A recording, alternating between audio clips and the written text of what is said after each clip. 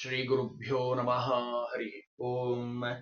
यतो जन्माद्यस्य श्रुतिसमयमानैकविषयात् स्वतन्त्रस्तन्त्रज्ञो गुरुरपि गुरोर्यश्च जगताम् विमूढा यत्तत्त्वं प्रकटमिह वेत्तुं सुमनसो मुकुन्दं ध्यायामापहतकुहकं तं स्वमहसा सर्वविघ्नः प्रशमनं सर्वसिद्धिकरं परं सर्वजीवप्रणेतारम् वन्दे जयतं हरिं करोतु मम कल्याणं हरिर्हयमुखापितः गुरुश्च मद्धनामा मे वरदोऽस्तु निरन्तरं वाणिते करमण्यं वचरणो सर्वदा मद्वाक्यसरणीर्भूयात् श्रीमदाचार्यभावक समाश्रये गुरुं भक्त्या महाविश्वासपूर्वकं निक्षेपे सर्वभारां च गुरो ಶ್ರೀಪಾದಪಂಕಜೇ।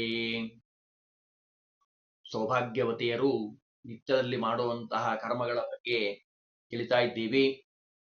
ಒಂದೊಂದು ವ್ರತಗಳನ್ನ ಮಾಡದಾಗ್ಲೂ ಶಾರೀರಿಕವಾಗಿರುವಂತಹ ಸೌಂದರ್ಯ ಇಮ್ಮಡಿಯಾಗಿರುವಂಥದ್ದು. ಉಮಾದೇವಿ ಅರುಂಧತಿ ದೇವಿಗೆ ಉಪದೇಶವನ್ನ ಮಾಡಿರುವಂಥದ್ದು. ಅದರಲ್ಲೂ ಕೆಲವೊಂದು ನಿಯಮಗಳನ್ನ ಹೇಳ್ತಾರೆ. ರಜಸ್ವಲೆಯಾದಂತಹ ಸಂದರ್ಭದಲ್ಲಿ ಆದಷ್ಟು ಉಪವಾಸವನ್ನ ಆಚರಣೆ ಮಾಡಬೇಕು. ಯಾವ ಅನ್ನಾದಿ ಪದಾರ್ಥಗಳನ್ನ ಆದಷ್ಟು ತಿನ್ನದೆ ಹಣ್ಣು ಹಂಪಲಗಳನ್ನು ತಿನ್ನಬೇಕಂತೆ. ಆ ಸಂದರ್ಭದಲ್ಲಿ ಆರೋಗ್ಯದ ದೃಷ್ಟಿಯಿಂದನೂ ಅದನ್ನ ಹೇಳಿರುವಂಥದ್ದು. ಆಷಾಢ, ಆಶ್ವೀಜ, ಮಾಘ ಹುಣ್ಣಿಮೆಯ ದಿವಸ ತಂದೆ, ತಾಯಿ, ಅತ್ತೆ, ಮಾವ, ಅತಿಥಿಗಳು, ದೇವತೆಗಳನ್ನ ವಿಶೇಷವಾಗಿ ಆಚರಣೆ ಮಾಡಬೇಕು. ಪೂಜೆಯನ್ನ ಮಾಡಿ ಆರಾಧಿಸಬೇಕು. ನಿತ್ಯವೂ ಬ್ರಾಹ್ಮಣರಿಗೆ ತುಪ್ಪ ಮತ್ತು ಉಪ್ಪು ದಾನವಾಗಿ ಕೊಡಬೇಕು ಅಂತ ಹೇಳ್ತಾರೆ. ಮನೆಯನ್ನ ಯಾವಾಗಲೂ ಸ್ವಚ್ಛವಾಗಿಡಬೇಕು. ದೇವರ ಪೂಜೆಗೆ ಅಡಿಗೆಯನ್ನ ದೇವರ ಪೂಜೆ ಮಾಡ್ಲಿಕ್ಕೋಸ್ಕರವಾಗಿ ಬೇಕಾಗಿರುವಂತಹ ಎಲ್ಲ ಪದಾರ್ಥಗಳನ್ನು ಸಿದ್ಧ ಮಾಡಬೇಕು. ಮಾತುಗಳನ್ನ ಹಿತವಾಗಿ ಮಿತವಾಗಿ ಆಡಬೇಕು. ಅಸತ್ಯವಾದ ಮಾತು ಬಾಯಿಂದ ಬರಬಾರದು. ಈ ರೀತಿ ಯಾವ ಸ್ತ್ರೀ ಮನೆಯಲ್ಲಿ ಇರ್ತಾಳೋ ಅವಳ ಸೌಂದರ್ಯ ಅಭಿವೃದ್ಧಿಯಾಗತ್ತಂತೆ, ರೂಪವತಿಯಾಗ್ತಾಳಂತೆ.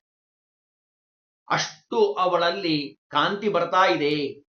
ಉಮಾದೇವಿ ಅರುಂಧತಿಗೆ ಹೇಳಿರುವಂತಹ ಉಪದೇಶ ಇದು. ಕೆಲವೊಂದು ಸಂದರ್ಭದಲ್ಲಿ ನಿತ್ಯವೂ ಅತಿಥಿಗಳಿಗೆ, ಅಭ್ಯಾತಕರಿಗೆ, ಮಕ್ಕಳಿಗೆ, ಪತಿಗೆ ಭೋಜನ ಮಾಡಿಸಿ ಕೊನೆಗೆ ತಾನು ಭೋಜನವನ್ನು ಮಾಡಬೇಕು. ಯಾರನ್ನೂ ನೋಯಿಸಬಾರದು. ನಿಷಿದ್ಧವಾದ ಪದಾರ್ಥಗಳನ್ನು ತಿನ್ನಬಾರದು. ಪ್ರೀತಿಯಿಂದ ಪತಿಯನ್ನ ಸಂತೋಷಪಡಿಸಬೇಕು. ತನಗೆ ವಿಹಿತವಾದ, ಮೊದಲೆಲ್ಲ ಹೇಳಿದ್ದೀವಿ, ಶೌಚವನ್ನ ಆಚರಣೆ ಮಾಡಬೇಕು. ಕಟುವಾಗಿ ಯಾರ ಜೊತೆಗೂ ಮಾತಾಡಬಾರದು. ಅತ್ತೆ ಮಾವನನ್ನ ಗೌರವದಿಂದ ಕಾಣಬೇಕು. ಅಷ್ಟೇ ಅಲ್ಲ, ಪತಿಯನ್ನ ನಿಂದನೆ ಮಾಡೋರು ಅಂತ ಯಾರಿದ್ದಾರಲ್ಲ, ನಿಮ್ಮೆದುರಿಗೆ ನಿಮ್ಮ ಪತಿಯನ್ನ ಬೈತಾ ಇದ್ದಾರೆ ಅಂದ್ರೆ ಅಲ್ಲಿಂದ ಜಾಗ ಖಾಲಿ ಮಾಡಬೇಕು. ಯಾವುದೇ ಕಾರಣಕ್ಕೂ ಪತಿಯ ನಿಂದೆ, ಗುರು ನಿಂದೆ, ದೊಡ್ಡವರ ನಿಂದೆ, ಧರ್ಮದ ನಿಂದೆ ನಡೀತಾ ಇದೆ ಅಂದ್ರೆ ಅಲ್ಲಿ ಹೋಗಬಾರದು. ಯಾವುದೇ ಕಾರಣಕ್ಕೂ ಆ ನಿಂದೆಯನ್ನ ಕೇಳಿಸಬಾರದು. ನೀವು ನಿಂದನೆ ಮಾಡಬಾರದು, ಮಾಡೋರಿಗೆ ಬಿಡಬಾರದು. ಯಾರೋ ಹೇಳ್ತಾರೆ, ಮಾತಿಗೆ ಕೂತ್ಕೊಂಡಾಗ ಅವ್ರು ತಮ್ಮ ಮನೆಯವ್ರ ಬಗ್ಗೆ ಹೇಳ್ತಾರೆ, ನಮ್ಮ ಮನೆಯವ್ರು ಹಂಗೆ, ನಮ್ಮ ಮನೆಯವ್ರು ಹಿಂಗೆ ಅಂತ ಅಂದುಕೊಳ್ಳೆ ಇವರಿಗೆ ಉತ್ಸಾಹ ಆಗಿ, ನಿಮ್ಮ ಮನೆಯವ್ರು ಅಷ್ಟೇ ಏನೋ, ನಮ್ಮ ಮನೆಯವ್ರು ನೋಡಿ ಹಿಂಗೆಲ್ಲ ಮಾಡ್ತಾರೆ ಅಂತ ಹಂಗೆಲ್ಲ ಹೇಳಲಿಕ್ಕೆ ಹೋಗ್ಬಿಡಬಾರದು. ಯಾವುದೇ ಕಾರಣಕ್ಕೂ ನಿಂದನೆಯನ್ನ ಮಾಡಬಾರದು. ಎಷ್ಟು ಸಂಸಾರ ಗುಟ್ಟಿನಲ್ಲಿರ್ತದೋ ಅಷ್ಟು ಆರೋಗ್ಯವಾಗಿ ಸಂಸಾರ ಇರಲಿಕ್ಕೆ ಸಾಧ್ಯ. ಅದರಲ್ಲೂ ವ್ರತ ಉಪವಾಸಗಳನ್ನ ಶ್ರದ್ಧೆಯಿಂದ, ಭಗವಂತನ ಮೇಲೆ ಭಕ್ತಿಯಿಂದ ಆಚರಣೆಯನ್ನ ಮಾಡ್ತಾ ಇರಬೇಕು. ಹರಿವಂಶ ಹೇಳ್ತದೆ ಈ ಮಾತನ್ನ. ಲೋಭದಿಂದ ಧರ್ಮವನ್ನ ಆಚರಣೆ ಮಾಡಬಾರದು.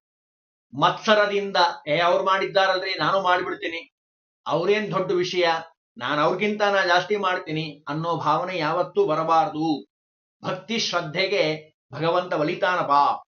ಇನ್ನು ಸುರಾಪಾನ ಯಾವುದೇ ಸಂದರ್ಭದಲ್ಲೂ ಮಾಡಬಾರದು. ಸ್ತ್ರೀಯರಾಗಿರುವಂಥವ್ರು ಪುರುಷರೂ ಮಾಡಬಾರದು ಅಂತ ಶಾಸ್ತ್ರ ಹೇಳಿದೆ ಮುಂಚೆನೆ. ಇರಲಿ. ಇನ್ನು ನಮಸ್ಕಾರ ಮಾಡೋ ಸಂದರ್ಭದಲ್ಲಿ ಪುರುಷರು ಸಾಷ್ಟಾಂಗ ನಮಸ್ಕಾರ, ಸ್ತ್ರೀಯಾದಂಥವಳು ಪಂಚಾಂಗ ನಮಸ್ಕಾರವನ್ನ ಅವಶ್ಯವಾಗಿ ಮಾಡಬೇಕಪ್ಪ ಅಂತ ಹೇಳ್ತಾರೆ.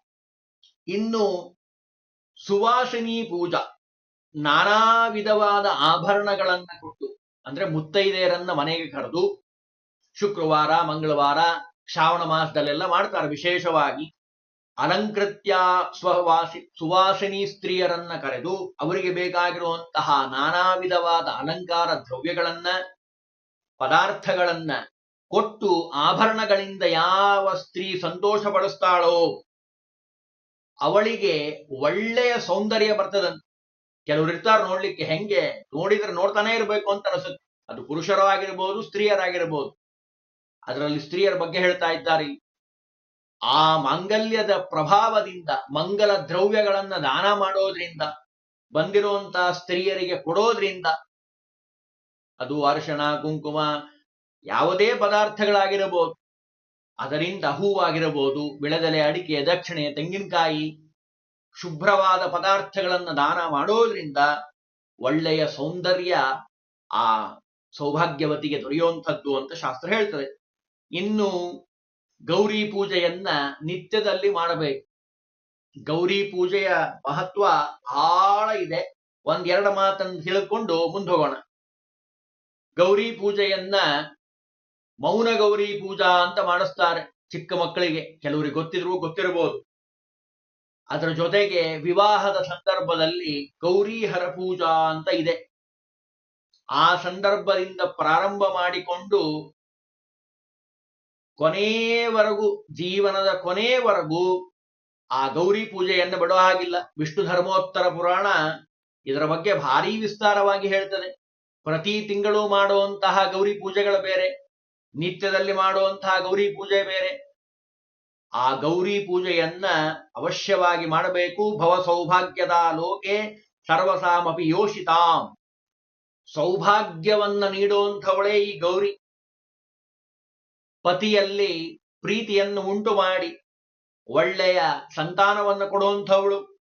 ಹಾಗಾಗಿ ಗೌರಿಯನ್ನ ನಿತ್ಯದಲ್ಲಿ ಆರಾಧನೆಯನ್ನ ಮಾಡಬೇಕು. ಅರ್ಚಿತ ಜಗದ ಮಾತಾ ಯಾಭಿಹಿ ಮೃಡ ವಧೂರಿವ ತಾಂ ಭವಂತಿ ಸುಚರಿತ್ರ ಯೋಷಾ ಸ್ವಾಧೀನ ಭರ್ತೃಕ. ಅಂದ್ರೆ ಎಷ್ಟು ಸುಂದರವಾಗಿ ಹೇಳ್ತಾರೆ ನೋಡಿ. ಸತಿಯಾದ ಪಾರ್ವತಿ ಪೂಜೆಯನ್ನ ಸ್ತ್ರೀಯರು ನಿಯಮೇನ ಮಾಡಬೇಕು. ಪಾರ್ವತೀ ದೇವಿ ಸೌಭಾಗ್ಯಕ್ಕೆ ಕಾರಣರಾಗಿರುವಂಥವಳು. ಜಗನ್ಮಾತೆಯಾದ ರಮಾದೇವಿಯನ್ನ ನಿತ್ಯದಲ್ಲಿ ಪೂಜಾ ಮಾಡಬೇಕು. ಒಳ್ಳೆಯ ಸಂತಾನ ಅವರಿಂದ ಆಗ್ಲಿಕ್ಕೆ ಸಾಧ್ಯ. ತಾವು ಒಳ್ಳೆಯ ನಡತೆಯನ್ನು ಇಟ್ಕೊಳ್ಳಬೇಕು. ಪ್ರೀತಿಯಿಂದ ಪತಿಯನ್ನು ಹಾಗೆ ನೋಡಿಕೊಳ್ಳಬೇಕು ಅಂತ ಹೇಳ್ತಾರೆ. ಸ್ತ್ರೀಯರನ್ನ ನಿತ್ಯದಲ್ಲಿ ಪೂಜಾ ಮಾಡಬೇಕು. ತಂದೆ, ತಾಯಿ, ಅಣ್ಣ ತಮ್ಮಂದ್ರು, ಪತಿಯ ಅಣ್ಣ ತಮ್ಮಂದ್ರು ಇವರೆಲ್ಲ ತಮಗೆ ಕಲ್ಯಾಣ ಆಗ್ಲಿ ಅನ್ನೋ ಭಾವನೆಯಿಂದ ವಿಶೇಷವಾಗಿ ಅವರನ್ನ ಗೌರವಿಸಬೇಕು. ಅವ್ರು ಹಂಗಿಲ್ಲಲ್ರಿ, ನಮ್ ಜೊತೆ ಚೆನ್ನಾಗಿಲ್ಲ ಅಂತ ನೀವು ಕಾರಣ ಹೇಳೋ ಅವಶ್ಯಕತೆ ಇಲ್ಲ. ಅವ್ರು ಹೆಂಗಿದ್ದಾರೋ ಅದು ಅವ್ರ ಕರ್ಮ. ನಮ್ ಕರ್ತವ್ಯ ಏನು? ನಮಗ್ ಶಾಸ್ತ್ರ ಏನ್ ಹೇಳಿದೆ? ನೀ ಪ್ರೀತಿಯಿಂದ ಕಾಣು, ಗೌರವದಿಂದ ಕಾಣು ಅಂತ ಶಾಸ್ತ್ರ ನಮಗೆ ಹೇಳಿರೋದ್ರಿಂದ ನಾವು ಯಾವುದೇ ಸಂದರ್ಭದಲ್ಲೂ ಅವರಿಗೆ ಅವಮಾನವನ್ನ ಮಾಡಬಾರದು. ಪೂಜ ಭೂಷಯಿತ. ಅದರಿಂದ ಏನಾಗುತ್ತೆ? ಬಹು ಕಲ್ಯಾಣ ಒಳ್ಳೆಯ ಕಲ್ಯಾಣ ಅವರಿಗೆ ಆಗ್ತಾ ಇದೆ. ಅದರಲ್ಲೂ ಶಾಸ್ತ್ರ ನಮಗೆ ಕೊಟ್ಟಿರುವಂತಹ ಸಂದೇಶ. ಅದರಲ್ಲೂ ಈ ಮಾತನ್ನ ನಾನು ಬಹಳ ಸರಿ ಹೇಳ್ತಿರ್ತೇನೆ. ಯತ್ರ ನಾರ್ಯಸ್ತು ಪೂಜ್ಯಂತೆ ರಮಂತೆ ತತ್ರ ದೇವತಾ. ಯಾವ ಮನೆಯಲ್ಲಿ ಸ್ತ್ರೀಯಾದವಳಿಗೆ, ಸೌಭಾಗ್ಯವತಿಗೆ ಗೌರವ ಸಿಗ್ತದೋ ಅಲ್ಲಿ ಎಲ್ಲ ದೇವತೆಗಳು, ಭಗವಂತ, ವಾಯುದೇವರು ಬಂದು ವಾಸ ಮಾಡ್ತಾರೆ. ಇವತ್ಯಾರಾದ್ರೂ ಮನೆ ಬಹಳ ಉದ್ಧಾರ ಆಗಿದೆ, ಬಹಳ ಮುಂದೆ ಬಂದಿದ್ದಾರೆ, ಬಹಳ ಒಳ್ಳೆ ಹೆಸರು ತಗೊಂಡಿದ್ದಾರೆ, ಅವರ ಮನೆಯಲ್ಲಿ ಸುಖ, ಸಂಪತ್ತು, ಶಾಂತಿ, ಸಂತಾನ ಎಲ್ಲವೂ ತಾಂಡವವಾಡ್ತಾ ಇದೆ, ಆರಾಮಾಗಿದ್ದಾರವರು ಅಂತ ಅಂದ್ರೆ ಅದಕ್ಕೆ ಮೂಲ ಕಾರಣ ಆ ಮನೆಯ ಒಡತಿ, ಸೌಭಾಗ್ಯವತಿ. ಇಲ್ಲ ಮನೆ ಹಾಳಾಗಿದೆ ಅಂದ್ರೂ ಅದಕ್ಕೂ ಅವರೇ ಕಾರಣ. ಪುರುಷರಿಂದ ಏನು ಆಗೋದಿಲ್ಲ, ಸ್ತ್ರೀಯಾದಂಥವಳಿಂದನೇ ಎಲ್ಲವೂ ಮನೆ ನಡೆಯುವಂಥದ್ದು. ಹಾಗಾಗಿ ಸ್ತ್ರೀಯಾದವಳಿಗೆ ಗೌರವ ಅತ್ಯಂತ ಅಪೇಕ್ಷಾ. ಅದನ್ನ ಇಲ್ಲಿ ಹೇಳ್ತಾರೆ. ಅಂದ್ರೆ ಯಾವುದೇ ಸಂದರ್ಭದಲ್ಲೂ ಅಗೌರವದಿಂದ, ಅವಮಾನ ಮಾಡೋ ರೀತಿಯಲ್ಲಿ, ಚುಚ್ಚಿ ಮನಸ್ಸಿಗೆ ನೋವಾಗೋ ಹಾಗೆ ಮಾತನಾಡಬಾರದು. ಕಾಲಕ್ಕೆ ಪತಿಯಾದಂಥವರು ಆ ಹೆಂಡತಿಯ ಆಸೆ ಆಕಾಂಕ್ಷೆಗಳನ್ನ ಕೇಳಿ ಪೂರ್ಣವನ್ನ ಮಾಡಬೇಕು. ಅದನ್ನೆಲ್ಲ ಹೇಳ್ತಾರಿಲ್ಲಿ. ಶೋಚಯಂತಿ ಚಾಮಯೋ ಯತ್ರ ಅಂದ್ರೆ ಅಕಸ್ಮಾತಾಗಿ ಆ ಮನೆಯ ಒಡತಿ ಸೌಭಾಗ್ಯವತಿ ಅತ್ತೆ ಮಾವ ಪತಿ ಮೈದುನ ಯಾರೋ ಒಬ್ಬರಾಗಿರಬಹುದು, ಅವರ ಕಾಟದಿಂದ ಏನಾದ್ರೂ ಮನಸ್ಸಿಗೆ ದುಃಖ ಮಾಡಿಕೊಂಡ್ರೆ, ಮನಸ್ಸಿನಲ್ಲಿ ನೋವು ಮಾಡಿಕೊಂಡ್ರೆ, ಹೆಣ್ಣು ಆ ಮನೆಯಲ್ಲಿ ಕೂತು ಅತ್ರೆ ಆ ಮನೆ ಆ ಕುಲ ನಾಶ ಆಗಿ ಹೋಗ್ತದೆ. ಹಾಗಾಗಿ ಯಾವುದೇ ಸಂದರ್ಭದಲ್ಲೂ ಸ್ತ್ರೀಯಾದಂಥವಳ ಹತ್ರ ಕಣ್ಣೀರನ್ನ ಹಾಕ್ಸ್ಬಾರ್ದಪ್ಪ. ವರದಕ್ಷಿಣೆ ಕೊಡೋದಾಗಿರಬಹುದು, ಅಥವಾ ಯಾವುದೋ ಊಟದ ಸಂದರ್ಭದಲ್ಲಾಗಿರಬಹುದು, ಯಾವ ರೀತಿಯಲ್ಲೂ ಆ ಸ್ತ್ರೀಯಾದಂಥವಳಿಗೆ ನೋವನ್ನ ಕಾಟವನ್ನ ಕೊಡಬಾರದು. ಎಚ್ಚರ ಅಂತ ಮನುಗಳು ಹೇಳ್ತಾರೆ. ಇನ್ನು ಪತಿಗೆ ಯಜ್ಞಾಧಿಕಾರ ಬರೋದೇ ಪತ್ನಿಯಿಂದ. ಪತ್ನಿ ಇಲ್ಲದವನಿಗೆ ಯಜ್ಞದಲ್ಲಿ ಅಧಿಕಾರ ಇಲ್ಲ. ಪತ್ನಿ ಇದ್ರೆ ಮಾತ್ರ ಯಜ್ಞದಲ್ಲಿ ಭಾಗವಹಿಸಬಹುದು. ಅಂದ್ರೆ ಪತ್ನಿಯಿಂದ ಆ ಪತಿಗಾಗುವಂತಹ ವಿಶೇಷವಾದ ಒಂದು ವ್ಯಕ್ತಿತ್ವವನ್ನು ತಿಳಿಸ್ತದೆ. ಕೃಷ್ಣ ಯಜುರ್ವೇದ ಹೇಳುವಂಥದ್ದು, ಅರ್ಧಂ ಭಾರ್ಯ ಮನುಷ್ಯಸ್ಯ ಭಾರ್ಯಾ ಶ್ರೇಷ್ಠತಮಸ್ಸಖಾ ಭಾರ್ಯಾ ಮೂಲಂ ತ್ರಿವರ್ಗಸ್ಯ ಭಾರ್ಯಾ ಮೂಲಂ ತರಿಷ್ಯತಃ. ಒಂದೇ ಮಾತಿನಲ್ಲಿ ಹೇಳೋದಾದ್ರೆ, ನಿತ್ಯಾವಿಯೋಗಿನಿಯಾದಂತಹ ರಾಮದೇವರು ಮತ್ತು ಸೀತಾದೇವಿ ಇಲ್ಲದ ಪ್ರಸಂಗಗಳಲ್ಲಿ ಸೀತಾ ಪ್ರತಿಮೆಯನ್ನ ಇಟ್ಟುಕೊಂಡು ಯಾಗ ಮಾಡಿದ್ದಾನಂತೆ. ಜಗತ್ತಿಗೆ ತೋರಿಸಿದ್ದಾನೆ ಭಗವಂತ. ಅವನು ಯಾವ ಅವಶ್ಯಕತೆನೂ ಇಲ್ಲ, ಎಲ್ಲಾ ಸಮಯದಲ್ಲೂ ಇರ್ತಾಳೆ ಲಕ್ಷ್ಮೀದೇವಿ ಸೀತಾದೇವಿ. ಹೆಂಡತಿ ಪುರುಷನ ಅರ್ಧ ಭಾಗ, ಅರ್ಧ ಶರೀರ, ಅದಕ್ಕೆ ಅರ್ಧಾಂಗಿ ಅಂತಂತಾರೆ ನೋಡಿ. ಅವಳು ಪತಿಗೆ ವಿಶೇಷವಾಗಿ ಸ್ನೇಹಿತಳಾಗಿ ಕೆಲಸ ಮಾಡ್ತಾಳೆ. ಧರ್ಮ ಅರ್ಥ ಕಾಮ ತ್ರಿವರ್ಗವನ್ನ ಪಡೆಯೋದೇ ಪುರುಷನಾದಂಥವನು ಸ್ತ್ರೀಯಿಂದ. ಸಂಸಾರ ಸಾಗರ ದಾಟಿಸುವಂತಹ ದೋಣಿಯವಳು. ಅವಳ ಹಿರಿಮೆಯನ್ನ ಎಲ್ಲ ಗ್ರಂಥಕಾರರು ವರ್ಣನೆಯನ್ನ ಮಾಡಿದ್ದಾರೆ. ಯತ್ಸದಾರಸ್ಯ ವಿಶ್ವಾಸ್ಯ ತಸ್ಮಾದ್ವಾರ ಪರಾಂಗತಿ. ಸಜ್ಜನಿಕೆಯ ಸತಿ ಇರುವಂತಹ ಪತಿ, ಅವನ ಮೇಲೆ ವಿಶ್ವಾಸ ಇಡಿ ಅಂತಾರೆ. ದೇವತೆಗಳು ನನಗೆ ನೀಡಿದಂತಹ ವರ ಬಹಳ ಸುಂದರವಾಗಿ ಶಾಸ್ತ್ರ ಹೇಳ್ತದೆ. ಸುಖ, ಮನೆ, ಧನ, ಪುಣ್ಯ ಇವೆಲ್ಲವೂ ಹೆಂಡತಿಯ ಅಧೀನವಾಗಿರುವಂಥದ್ದು. ಅದರಲ್ಲೂ ಅವಳ ಅವಶ್ಯಕತೆಯನ್ನು ಅರಿತಿರುವಂತಹ ಮಹಾನುಭಾವರು ಅವಳನ್ನ ಸರ್ವದಾ ಪ್ರೀತಿಯಿಂದ ನೋಡಿಕೊಳ್ತಾರೆ. ನೋಡಿಕೊಳ್ಳಬೇಕು ಅಂತಾರೆ ಶಾಸ್ತ್ರಕಾರರು. ಭಾರ್ಯಾಧೀನಂ ಸುಖಂ ಪುಂಸಾಂ ಭಾರ್ಯಾಧೀನಾಂ ಗೃಹಂ ಧನಂ. ಯಾವ ಮನೆಯಲ್ಲಿ ಸಂತೋಷದಿಂದ ಸ್ತ್ರೀಯಾದಂಥವಳು ಇರ್ತಾಳೋ ಆ ಮನೆ ನಂದಗೋಕುಲ ಇದ್ದ ಹಾಗೆ. ಕೃಷ್ಣ ಪರಮಾತ್ಮ ಬಂದು ನೆನೆಸ್ತಾನ ಆ ಮನೆಯಲ್ಲಿ. ಭಗವಂತನ ಸನ್ನಿಧಾನ ಬರ್ತದೆ, ಎಲ್ಲ ದೇವತೆಗಳು ಬಂದು ವಾಸ ಮಾಡ್ತಾರೆ. ಹಾಗಾಗಿ ಆ ಸೌಭಾಗ್ಯವತಿಯನ್ನ ಬಹಳ ಪ್ರೀತಿಯಿಂದ ಗೌರವದಿಂದ ನೋಡಿಕೊಳ್ಳಬೇಕು ಅಂತಾರೆ. ಹೆಂಡತಿಯ ಜೊತೆ ಒಂದೇ ಮಾತಿನಲ್ಲಿ ಹೇಳೋದಾದ್ರೆ, ಹೆಂಡತಿಯ ಜೊತೆ ವನದಲ್ಲೇ ಇದ್ರೂ ಅದು ಮನೆ ಅಂತ ಅನಿಸ್ಕೊಳ್ತದೆ, ಗೃಹ ಅಂತ ಅನಿಸ್ಕೊಳ್ತದೆ. ಇಲ್ಲ ಹೆಂಡತಿ ಇಲ್ಲ ಅಂದ್ರೆ ಅದು ಮನೆನೇ ಆದ್ರೂ ವನ ಆಗಿ ಬಿಡ್ತದೆ. ಯತ್ರ ಭಾರ್ಯಾ ಗೃಹಂ ತತ್ರ ಭಾರ್ಯಾಹೀನಂ ಗೃಹಂ ವನಂ ಅದನ್ನೇ ಹೇಳಿದ್ದಾರೆ. ಹಾಗಾಗಿ ಎಚ್ಚರ. ಶಾಸ್ತ್ರದ ದೃಷ್ಟಿಯಲ್ಲಿ ಗೃಹಸ್ಥ ಅಂತ ಅನಿಸ್ಕೊಳ್ಳೋದೆ ಅವಾಗ. ಪತ್ನಿ ಮೃತಳಾದಾಗ ಅವನು ವಿಧುರ ಅಂತ ಅನಿಸ್ಕೊಳ್ತಾನೆ. ಅಗ್ನಿಹೋತ್ರ ಪಂಚ ಮಹಾಯಜ್ಞಗಳನ್ನ ಮಾಡುವಂತ ಅಧಿಕಾರ ಅವನಿಗೆ ಹೋಗಿಬಿಡ್ತದೆ. ಪತ್ನಿ ಬೇಕೇ ಬೇಕು. ಯಜ್ಞ ಮಾಡಬೇಕು ಅಂದ್ರೆ ನಿಷ್ಠನಾಗಿ ಮುಂದೆ ಸನ್ಯಾಸವನ್ನು ಸ್ವೀಕಾರ ಮಾಡಿ ಭಗವಂತನ ಆರಾಧನೆಯನ್ನು ಮಾಡಬಹುದು. ಒಂದೇ ಮಾತಿನಲ್ಲಿ ಹೇಳೋದಾದ್ರೆ, ಭಾರ್ಯಾ ಮೂಲಂ ಗೃಹಸ್ಥಸ್ಯ ಭಾರ್ಯಾ ಮೂಲಂ ಸುಖಸ್ಯತ. ಭಾರ್ಯಾ ಧರ್ಮ ಫಲಾವಾಪ್ತೇರ್ ಭಾರ್ಯಾ ಧರ್ಮಾಭಿವೃದ್ಧಯೇ. ಗೃಹಸ್ಥನಿಗೆ ಧರ್ಮದ ಮೂಲ ಅದು ಹೆಂಡತಿಯಾಗಿರುವಂಥವಳು. ಅದಕ್ಕೆ ಧರ್ಮಪತ್ನಿ ಅಂತ ಕರೆದಿದ್ದಾರೆ ಶಾಸ್ತ್ರದಲ್ಲಿ. ಎಲ್ಲಾ ಸುಖ ಅದು ದೊರೆಯೋದೇ ಆ ಪತಿಗೆ ಅವನ ಹೆಂಡತಿಯಿಂದ. ಹಾಗಾಗಿ ಧರ್ಮದವನ್ನ ಪಡಿಬೇಕು ಅಂದ್ರೆ ಹೆಂಡತಿಯನ್ನ ಚೆನ್ನಾಗಿ ಪ್ರೀತಿಯಿಂದ ಕಾಣಬೇಕಪ್ಪ. ಪರಲೋಕದ ಸಾಧನೆಗೆ ಮುಖ್ಯವಾಗಿ ಹೆಂಡತಿಯ ಸಹಕಾರ ಅತ್ಯಂತ ಅವಶ್ಯಕ. ಪರಲೋಕ ಸ್ವಯ ಲೋಕೆ ಜೀಯತೆ ಭಾರ್ಯಯಾದ್ವಯಂ ದೇವಪಿತ್ರಾತಿಥ್ಯಾದಿ ನಾಭಾರ್ಯ ಕರ್ಮಚಾಹರ್ತಿ.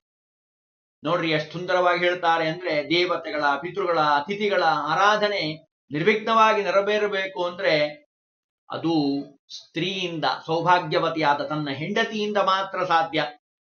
ವಿದುರನಿಗೆ ಪಂಚಯಜ್ಞ ಮಹಾಯಜ್ಞ ಮಾಡುವ ಅಧಿಕಾರ ಇಲ್ಲ. ಅದಕ್ಕೆ ಸ್ತ್ರೀಯನ್ನ ವಾಮಾಂಗಿ ಅಥವಾ ವಾಮಾಂಗ ಪತ್ನಿ ಅಂತ ಕರೀತಾರೆ. ಎಷ್ಟು ಸುಂದರವಾಗಿ ಹೇಳ್ತಾರೆ ನೋಡಿ.